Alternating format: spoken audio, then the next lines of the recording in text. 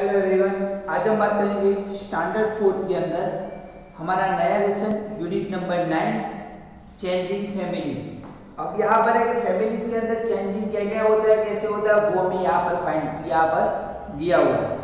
तो हम पहले बात करेंगे फैमिली के अंदर कौन कौन होता है। तो जैसे कि सबसे पहले होते हैं हमारे फादर, फिर मदर, फिर सिस्टर, ब्रदर, फिर ग्रैंडफादर,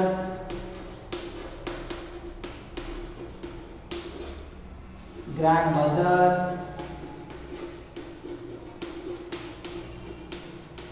और भी होते हैं हमारे अंकल भी होते हैं, अंकल और आंट, हमारे कजिन भी होते हैं। तो ये एक फैमिली के फादर होते हैं, मदर, फादर मतलब हमारे पापा, मदर मतलब हमारी मम्मी, सिस्टर हमारी बहन, ब्रदर हमारा भाई, ग्रैंडफादर यानी कि हमारे दादा, ग्रैंडमदर यानी कि हमारी दादी, अंकल हम जो बोलते हैं काका, गुजराती में बोलते हैं अंकल, आंट जो अंकल की वाइफ होती है उनको बोला जाता है आंट, और जो इनके जो बच्चे होते हैं वो कजिन, हमारे कजिन ब्रदर और कजिन सिस्टर होते हैं। तो ये फैमिली के अंदर होता है। फैमिली बड़ी भी हो सकती है, फैमिली छोटी भी हो सकती है, क्योंकि अगर फैमिली में अंकल आंट अगर नहीं है तो हमारी फैमिली में इतने लोग भी आ सकते हैं। तो ये फैमिली की बात है कि फैमिली के अंदर इतने आ सकते हैं। तो अगर फैमिली का कोई स्पेलिंग आपको पूछे या फिर फैमिली के बारे में पूछे तो फैमिली के बारे में आपको ये बताना है। फिर आपको अपने इंट्रोडक्शन देना है, फिर फादर, आपके फादर का नाम क्या है, वो क्या करते हैं, मदर का नाम क्या है, वो सब आपको ऐसे करना है। अब यहाँ पर इसी तरह चैप्टर के अंदर जो कुछ बच्चों की स्टोरी दी हुई है कि कौन से बच्चों के अंदर स्टोरी के अंदर क्या क्या चेंजेस हुए हैं। तो यहाँ पर फर्स्ट ऑफ ऑल हमें दिया हुआ है, देखो chapter 9 changing families. Here are picture of some families. यहाँ पर कुछ फैमिली के पिक्चर दिए हुए हैं। These families are of Kiran, Sumi and Deepali. तो ये किसके है, ये तीन जो बच्चों की फैमिली के फोटो है यहाँ पर है, Kiran, Sumi and Deepali. Let us get some information from this picture. तो हमें ये जो पिक्चर है उसके ऊपर से इंफॉर्मेशन थोड़ी कलेक्ट करनी है और जानना है कि ये पिक्चर हमें क्या कहना चाहता है। फर्स्ट दिया हुआ है किरण's टेल। किरण's टेल, टेल मतलब कहानी, यहाँ पर वर्ड दिया हुआ है टेल। तो टेल का मतलब होता है कहानी, यहाँ पर वर्ड है टेल। टेल का मतलब है कहानी। किरण's टेल, ये किरण की स्टोरी है। यहाँ पर क्या, there is a great excitement in Kiran's family. तो किरण की फैमिली के अंदर बहुत सारी खुशियाँ आ गई है, great excitement. She has a new baby sister, क्योंकि उनकी जो किरण है उसकी दूसरी बहन का जन्म हुआ है। Kiran and her family are very happy. जो किरण और जो उसकी फैमिली है वो बहुत ही खुश है। तो यहाँ पर आप देख सकते हो, सबसे पहले हमें पिक्चर दिया हुआ है, उसमें फर्स्ट पिक्चर में कि देखो हॉस्पिटल का सिंबल है, प्लस करके दिया हुआ है रेड कलर का, तो हमें पता चल जाता है कि ये हॉस्पिटल है। यहाँ पर देखो किरण के पापा, उनकी दादी और जो किरण, तो वो तीनों हॉस्पिटल में जा रहे हैं। उसके बाजू में पिक्चर दिया हुआ, उसके पास में पिक्चर दिया हुआ है, देखो कि हॉस्पिटल के अंदर का जो रूम है वहां पर वार्ड है, वहां पर देखो किरण की मम्मी है और उनके हाथ में उनकी जो छोटी बच्ची है। किरण की दादी माँ बैठे हुए, किरण के पापा भी साथ में खड़े हैं और किरण भी है। तो यहाँ पर हम देख सकते हैं कि उनकी फैमिली में चेंजेस कैसा आया। तो उनकी फैमिली में जो मेंबर थे उसमें एक मेंबर ऐड हो गया, तो वो चेंजेस आ गया। अब ये मेंबर ऐड हुआ तो उनके कारण जो फैमिली के अंदर बहुत सारा चेंजेस आएगा, क्योंकि छोटी बच्ची है, छोटी बच्ची के लिए खिलौने भी लेके आएंगे कोई, फिर छोटी बच्ची है तो जो जब वो सो जाएगी तब कोई आवाज़ नहीं करेगा, ऐसे बहुत सारे चेंजेस आते हैं। तो यहाँ पर देखो उसके बाद पेज नंबर 65 पर भी दिया हुआ है जो फोटोज है वो क्या कहते हैं कि यहाँ पर देखो हॉस्पिटल से वो लोग बाहर आ रहे हैं, जो किरण के पापा है और फिर किरण की मम्मी और उनकी छोटी सिस्टर और दादी माँ, वो सब रिटर्न आ रहे हैं। फिर बाद में देखो जब घर आए तब किरण अपनी मम्मी के पास आती है और अपनी छोटी जो सिस्टर है उसको उठाने के लिए अपने हाथ लंबे करती है। यहाँ पर देखो किरण के दादाजी हम बोलेंगे, किरण के अंकल, यहाँ पर किरण के जो अंकल है वो वहां पर खड़े हैं। अब ये स्टोरी हमने देखी, अब उसके नीचे में दिया हुआ है look at the pictures and right. हमें क्या करना है, ये पिक्चर देखना है और लिखना है। अब ये picture look at the picture and right, अब लिखना है कि how many members are there in Kiran family, Kiran की फैमिली के अंदर कितने मेंबर हैं। तो यहाँ पर हमें दिखाई दे रहा है कि किरण की फैमिली के अंदर पहले कितने मेंबर थे, तो उनके पापा, दादी, ग्रैंडफादर एंड जो किरण और उसकी मम्मी, टोटल 5 मेंबर थे। अब उनकी जो किरण की छोटी बहन आ गई है घर के अंदर, तो उसका भी ऐड हो जाएगा, तो मतलब टोटल कितने मेंबर हुए, 6 मेंबर हुए। तो यहाँ पर हम उसका आंसर लिखेंगे कि नाउ, अभी बोला कि नाउ कितने मेंबर है, तो यहाँ पर फर्स्ट आंसर हमारा आएगा कि नाउ देयर आर 6 मेंबर्स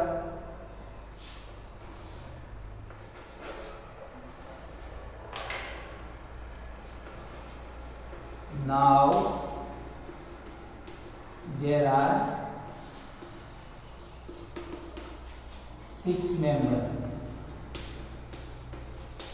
अब कौन से 6 मेंबर है, मदर, फादर, ग्रैंडफादर, यहाँ पर मदर, फिर जो फादर,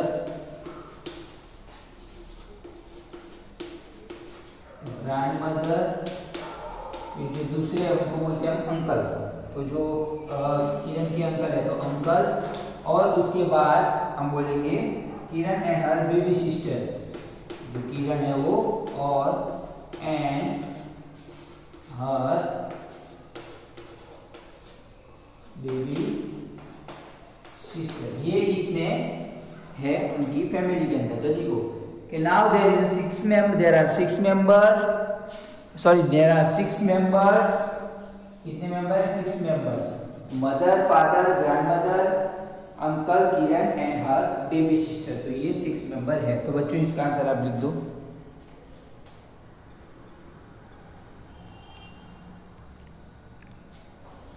हमने देखा पिक्चर के अंदर कि पहले 5 मेंबर थे, उसके बाद जो किरण की छोटी बहन आ गई घर में, तो टोटल 6 मेंबर हो गए। अब आगे बोला है कि let us talk, Kiran has a new baby sister, which things will be change in her family now. तो किरण के घर में अंदर जो उसकी छोटी बहन आ गई है, उनका जन्म हुआ, छोटी बहन का जन्म हुआ है, तो अब किरण की फैमिली के अंदर क्या क्या चेंजेस हुआ होगा अभी वो हमें लिखना है। तो यहाँ पर उसके लिए क्वेश्चन दिए हुए हैं, how will Kiran spend her day now, Kiran अपना दिन कैसे अभी स्पेंड करती होगी, निकालती होगी, तो वो बहन के साथ खेलते हुए अपना टाइम निकालती होगी। तो यहाँ पर हमारा फर्स्ट का आंसर लिखेंगे अब। तो फर्स्ट का आंसर हमारा यहाँ पर है, she will spend her day, Kiran will spend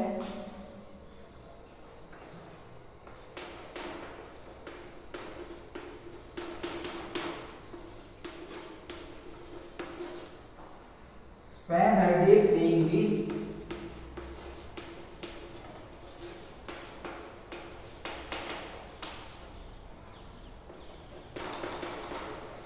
किसके साथ playing with newborn baby।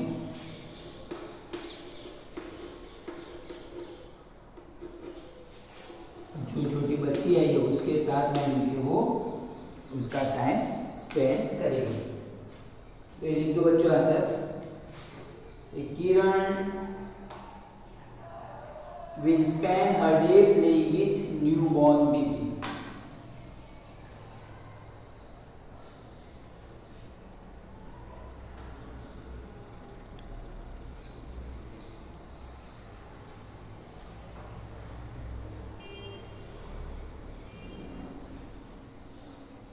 उसके बाद में नेक्स्ट क्वेश्चन पूछा है कि what new work will her mother do now. उनकी मम्मी है अब कौन सा नया काम करेगी। यहाँ पर what new work will her mother do now, अभी उनकी मम्मी अब कौन सा नया काम करने लगेगी। तो कौन सा नया काम करेगी, तो यहाँ पर देखो कि जैसे to look after the new baby will be the new work for her mother now. तो उनकी बेबी को जो किरण की छोटी बहन है उसको देखने का काम अब नया उनके पास आ गया। तो यहाँ पर हमारा आंसर लिखेंगे हम, हमारा आंसर है कि to look after the new baby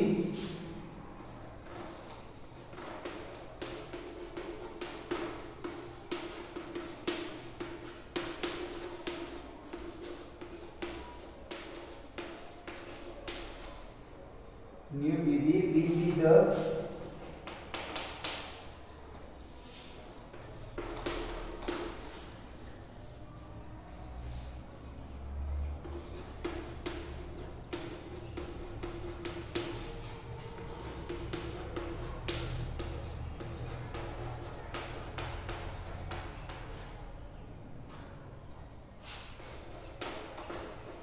यहाँ पर है कि to look after the new baby will be the new work for her mother now. तो जो बेबी को देखने के बाद कि उनके पास काम नया आया है, तो बेबी को देखने के लिए भी काम उनके पास नया है। तो यहाँ पर है कि to look after the new baby will be the new work for her mother now. तो बच्चे को देखना ही उनके लिए एक नया काम है।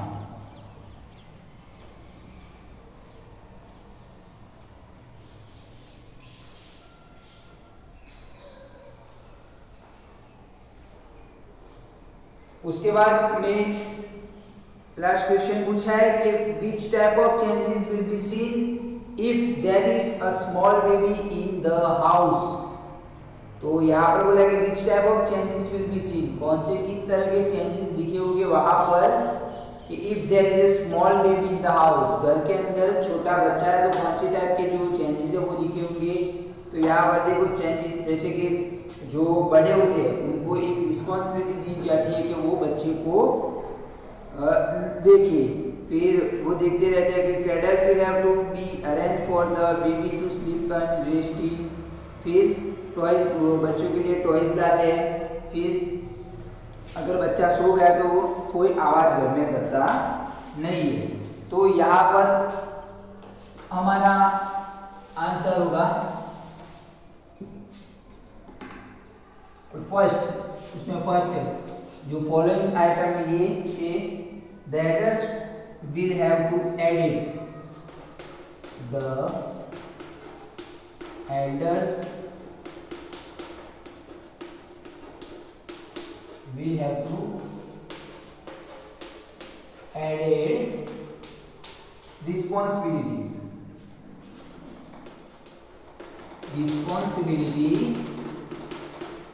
अब क्या रिस्पॉन्सिबिलिटी दिया of looking after the baby.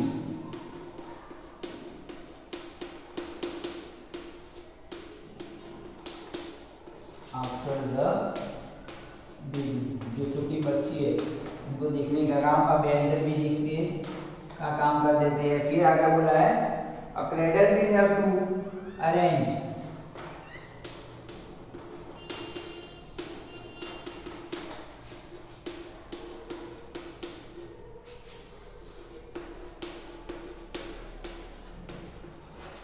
क्या अरेंज करते हैं फॉर द बेबी टू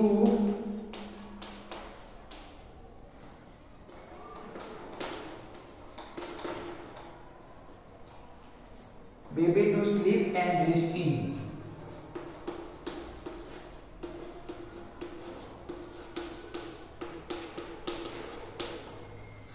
सोने का जो बच्चों का जो अरेंजमेंट करना पड़ता है वो भी कर देते हैं।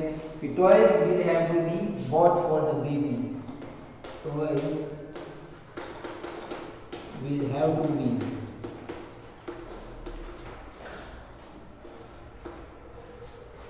bought for the baby।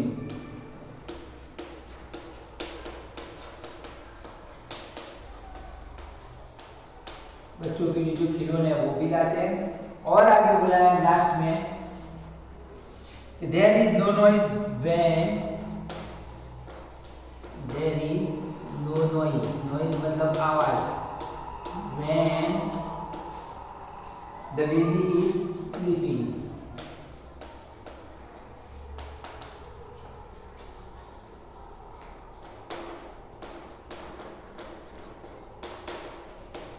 जब बच्चा सो रहा होता है तब आवाज नहीं करने देते। ऐसे बहुत सारे चेंजेस आते हैं, जैसे कि फर्स्ट चेंज है the elders will have to add a responsibility of looking after the baby. जो बच्चों की देखभाल करते हैं वो एल्डर्स भी करने लगते हैं। फिर आगे बोला कि a parent will have to arrange for the baby to sleep and rest in. जो बेबी को सोने के लिए और आराम करने के लिए क्या कहते हैं वो एक अरेंजमेंट भी कर देते हैं। आगे बोला है थर्ड में toys will have to be bought for the baby. जो बच्चों के लिए छोटी बच्ची है तो उसके लिए खिलौने भी लाने पड़ते हैं। आगे बोला है कि 5 नंबर पर there is no noise when the baby is sleeping. जब बच्चा सो रहा है तब किसी भी तरह का आवाज नहीं करते हैं। तो बच्चों इसका आंसर आप लिख दो।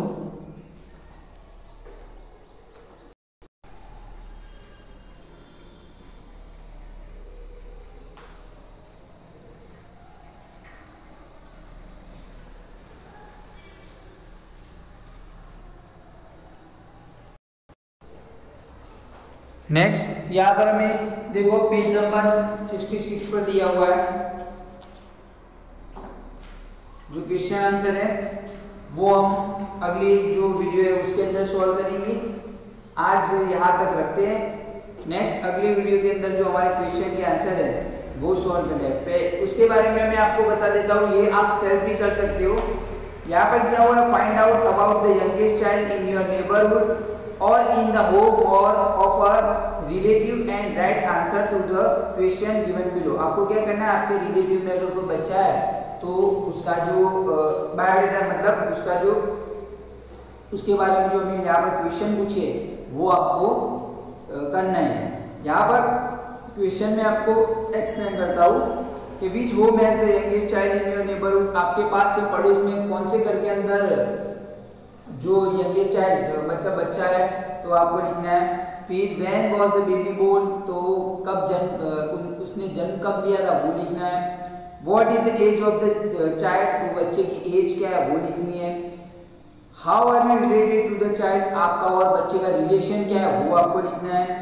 फिर where was the baby born, baby born मतलब बच्चा कहाँ पर जन्मा था वो भी आपको लिखना है। यहाँ पर does the baby have any teeth, क्या बच्चे के दांत है वो भी फाइंड करना है।